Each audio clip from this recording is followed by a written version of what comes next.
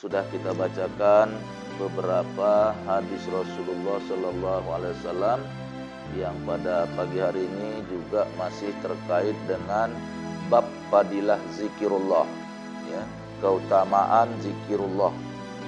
Nah, hadis yang sudah kita baca tadi, ya, dari Sa'ad, ia berkata, Rasulullah Sallallahu Alaihi Wasallam bersabda, maukah kamu aku tunjukkan kepada salah satu pintu surga? Aku menjawab, tentu mau, wahai Rasulullah. Beliau berkata, yaitu ucapan la haula wala quwata illa billah. Tidak ada daya untuk lari dari maksiat dan tidak ada kekuatan untuk melaksanakan ketaatan kecuali dengan pertolongan Allah. Hadis rawahu Hakim. Ia berkata ini adalah hadis sahih menurut syarat sanad Bukhari dan Muslim. Namun keduanya tidak meriwayatkan dalam kitab sahih mereka, disepakati oleh Zahabi jilid 4 halaman 290. Nah, jadi dalam hadis ini, ya, dari Sa'ad, ya, dia berkata, Rasulullah bersabda, maukah kamu, wahai Sa'ad, aku tunjukkan kepada salah satu pintu surga. Jadi surga itu banyak pintunya, ya. Banyak pintu surga itu, ya. Ada beberapa yang disebutkan pintunya, ada ini dia, ya. Ada pintunya namanya Rayyan untuk orang-orang yang berpuasa, ada nanti babul zikir, ya, itu pintunya zikir, orang-orang zikir masuk dari situ. Babus saum, pintu puasa, orang-orang puasa masuk dari situ. Jadi banyak pintu surga. Salah satu pintu surga itu adalah dengan ucapan la haula wala quwata illa billah. Nah, jadi surga itu banyak pintu. Salah satu pintunya kata Rasulullah la haula wala quwata illa billah, ya. Jadi yang artinya la haula wala quwata illa billah, tidak ada daya dan upaya, ya, kecuali dengan pertolongan Allah. Kita tidak bisa berbuat baik, berbuat khairat, berbuat ibadah kecuali dengan pertolongan Allah. Sekaligus kita pun tidak bisa menghindarkan dari kemaksiatan, kejahatan kecuali dengan pertolongan Allah. Nah, disinilah makna la haula wala quwata illa billah. Sehingga kita enggak sombong. Ketika kita bisa berbuat baik, itu bukan karena kehebatan kita, tapi karena Allah menolong kita hingga kita bisa berbuat baik. Nah, ketika kita bisa menghindarkan diri dari kemaksiatan juga bukan karena hebatnya kita, tapi karena Allah yang melindungi kita dari perbuatan maksiat itu. Itulah makna la haula wala quwata illa billah. Tidak ada daya dan upaya kecuali dengan pertolongan Allah. Bisanya kita berbuat baik karena Allah, bisanya kita meninggalkan kejahatan itu karena Allah. Jadi pertolongan Allah itulah, kekuatan Allah yang bisa membuat seperti itu. Nah, jadi beda kita dengan orang-orang yang bangga dengan perbuatan baiknya, sehingga orang yang tidak berbuat baik dianggapnya ya, dia memandang rendah. Nah, kita tidak. Kita tidak boleh, walaupun orang itu berbuat salah, walaupun orang itu tidak benar, kita tidak boleh memandang rendah kepada dia, memandang kita selalu lebih baik. Kita ini bisa berbuat baik karena Allah. Nah, itu harus kita tanamkan dalam diri dan jiwa kita, ya. Jadi orang begini udah masuk. Artinya apa? Kalau dia bisa la haula wala quwata illa billah, itu bukan cuma di mulut, bukan cuma ucapan saja. Tidak ada daya, tidak ada upaya, tidak ada kekuatan kecuali dengan kekuatan Allah. Nah, itu tidak hanya di mulut, di hati juga. Kalau ini sudah masuk ke hati kita, maka kita sudah masuk surganya Allah sebelum nanti surga setelah kiamat. Dunia ini pun ada surga Allah, seperti saya bilang, ya. Terlalu lama kalau kita menunggu masuk surga, nunggu mati, nunggu kiamat lama sekali. Itu pun kalau masuk. Jadi, ya kan? Ada orang menunggu surga, nanti kalau udah mati masuk surga, kalau nanti kiamat masuk surga. Terlalu lama dan belum pasti.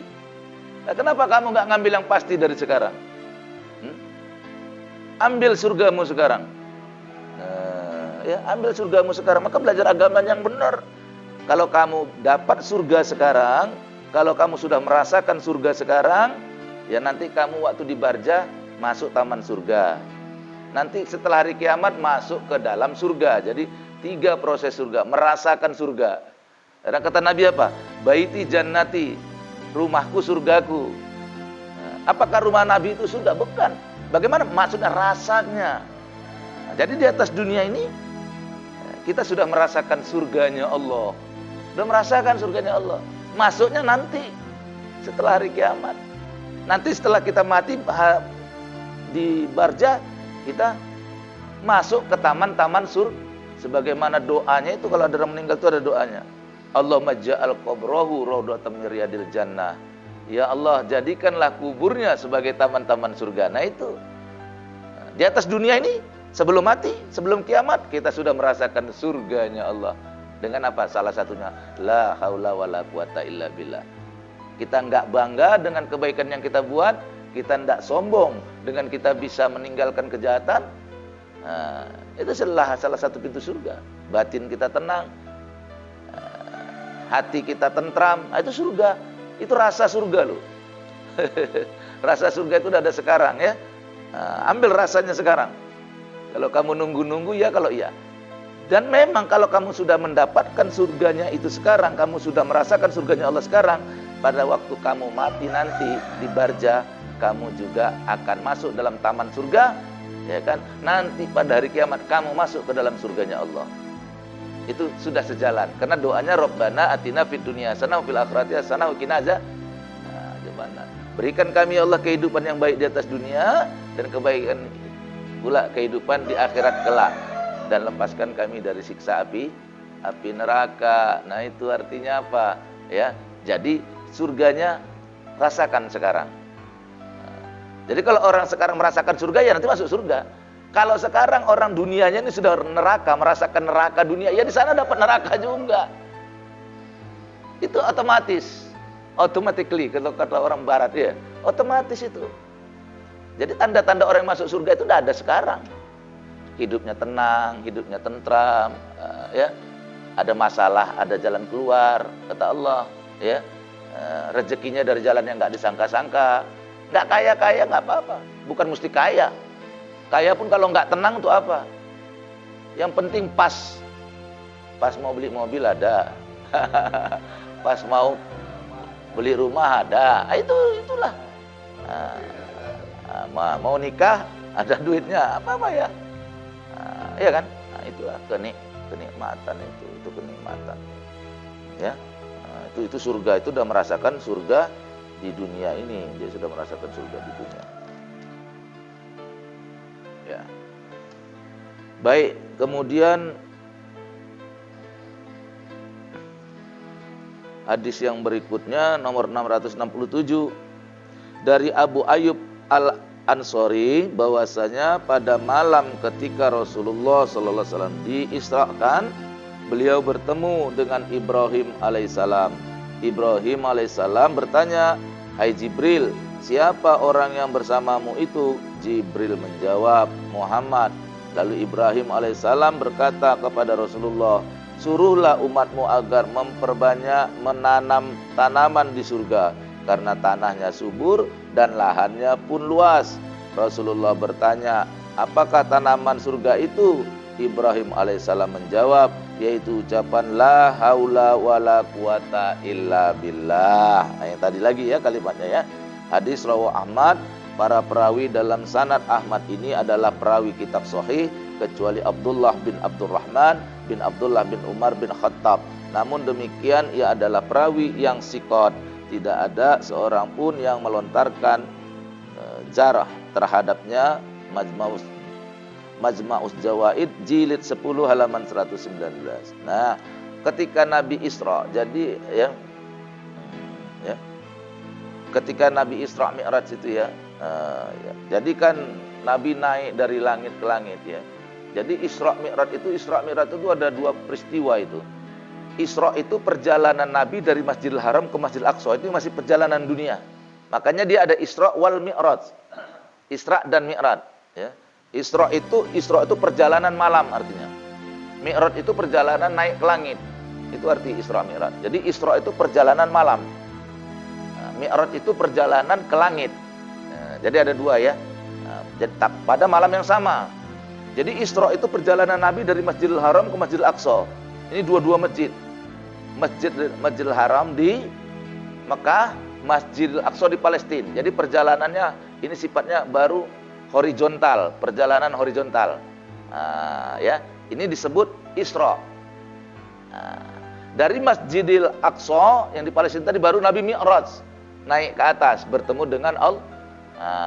Itu supaya bisa dipahami nih makna Isra Mi'raj itu ya. Makna Isra Mi'raj itu tadi ya. Isra-nya itu perjalanan, ya, nah Mi'rajnya itu naik ke atas langit. Inilah perjalanan Isra wal Mi'raj Rasulullah Sallallahu Alaihi Wasallam. Ya. Nah ini di dalam perjalanan Isra Mi'raj itu Ibrahim, Nabi Ibrahim, ini ruhaniyah Ibrahim. Ibrahim tuh bertanya, Ibrahim tuh kan Nabi ya. Nabi Ibrahim bertanya kepada Jibril, wahai Jibril, siapa yang kamu bawa itu? Maka Jibril menjelaskan, inilah Muhammad Rasulullah Sallallahu Alaihi Wasallam. Nah maka Ibrahim pun, Nabi Ibrahim berseru kepada Nabi Muhammad, karena ini kan termasuk cucunya. Nabi Ibrahim, Nabi Muhammad ini cucunya Nabi Ibrahim, ya, dari Ismail. Ibrahim punya anak, ya, Ismail itu menjadi keturunan orang-orang Arab, dan Ishak itu menjadi keturunan orang-orang Yahudi. Jadi Ibrahim punya dua orang anak ya, Ismail, Nabi Ismail, dua-dua nabi. Nabi juga Nabi Ibrahim tuh punya dua anak, dua-dua anaknya Nabi. Nabi Ismail dan Nabi Ishak. Nabi Ismail ini, ya, inilah yang menjadi keturunan orang-orang Arab dan Nabi dari Nabi Ismail ini. Nah, sedangkan Nabi Ishak itu adalah keturunan orang-orang Israel, Bani Israel, ya. Nah, makanya Nabi Muhammad ini kalau dia ke atas itu kakek buyutnya. Nabi Ibrahim itu kakek buyut Nabi Muhammad. Nah, jadi ini cucunya. Jadi secara keturunan, ya, secara garis nasab itu keturunan, dari segi nasab ya, bahwa Nabi Muhammad ini adalah cucu Nabi Ibrahim. Maka Nabi Ibrahim memberikan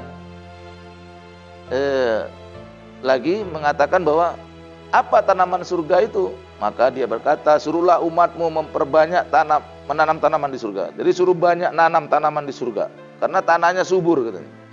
Tanah di surga itu subur, ya. Nah, jadi disuruh menanam tanaman surga. Apa tanaman surga itu? Kata Rasulullah. Tanaman surga itu kata Nabi Ibrahim adalah ucapan la haula wala quwata illa billah. Ucapan surga apa itu ya? Tanaman surga. Jadi sekali lagi, surga yang mana? Surga nanti juga iya, surga yang sekarang rasakan. Jadi kalau kamu membaca la haula wala quwata illa billah, kemudian meyakininya, meresapinya ke dalam hati, ucapan itu luar biasa. Dia akan menjadi tanaman surga. Jadi jadikan tubuhmu itu sebagai tanah surganya. Tanah surganya yang ada dalam dirimu itu.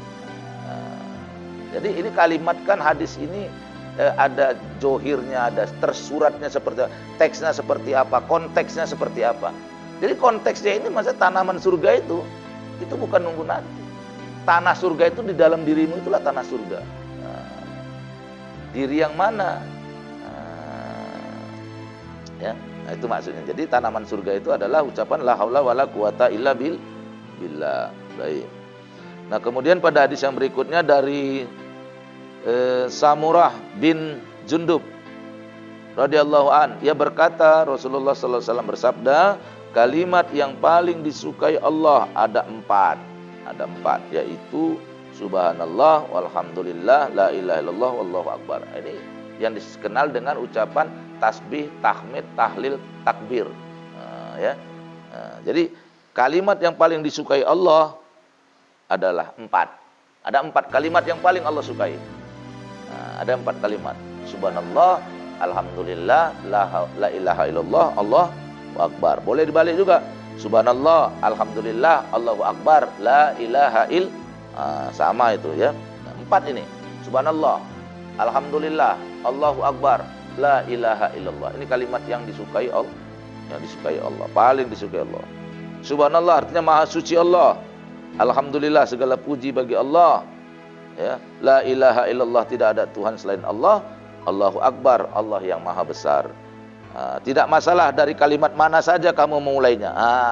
Ada juga ini nggak masalah dari mana kamu mulainya. Ada penjelasannya lagi ya. Mau alhamdulillah dulu, baru subhanallah. Mau Allahu akbar dulu, baru subhanallah. Mau la ilaha illallah dulu, nggak masalah kata Nabi. Dari mana kamu mau mulai itu kalimat yang empat ini, tidak ada masalah. Tidak usah ribut. Oh subhanallah dulu, Allahu akbar dulu. Tidak perlu ribut-ribut itu. Tak perlu ribut-ribut ya. Ucapkan saja. Dari manapun boleh. kita kadang-kadang terlalu banyak mempermasalahkan johir ibadah. Hakikat ibadahnya kita lupakan. Tidak ada masalah, mau dari mana saja silahkan. Ada orang zikirnya subhanallah, subhanallah, tidak masalah. Ada orang zikirnya alhamdulillah. Orang itu kalimat yang paling disukai Allah kok. Nah, makanya saya tidak ambil pusing. Walaupun punya murid zikirnya berbeda dengan saya, asal itu kalimat yang dicintai Allah, tidak masalah. Nah, itu saya tidak memaksakan orang. Zikir saya la ilaha illallah. Terus ada murid saya, ada jemaah saya zikirnya Allahu Akbar, Allahu Akbar. Tidak apa-apa. Tidak mau saya rubah harus jadi la ilaha illallah. Ya orang Allahu Akbar juga kalimat yang disukai Allah kok. Nah, yang penting hatimu dengan kalimat itu nyatu. Hatimu dengan kalimat itu nggak berpisah. Kamu mengucapkan Allahu Akbar, kamu kecilkan dirimu, bagus, betul. Kamu mengucapkan subhanallah, Allah Maha Suci, berarti dirimu kotor. Jangan memandang dirimu suci. Kamu nggak perlu memandang dirimu suci, asal orang Allah mensucikannya, sucilah kamu. Kamu nggak perlu membesarkan dirimu, kalau Allah memang membesarkan, besarlah kamu. Jadi orang itu besar bukan karena membesarkan diri, karena dibesarkan Allah. Itu nggak boleh ditolak. Orang itu tidak memuliakan dirinya, Allah yang memuliakannya, alhamdulillah. Begitu. Baik, selanjutnya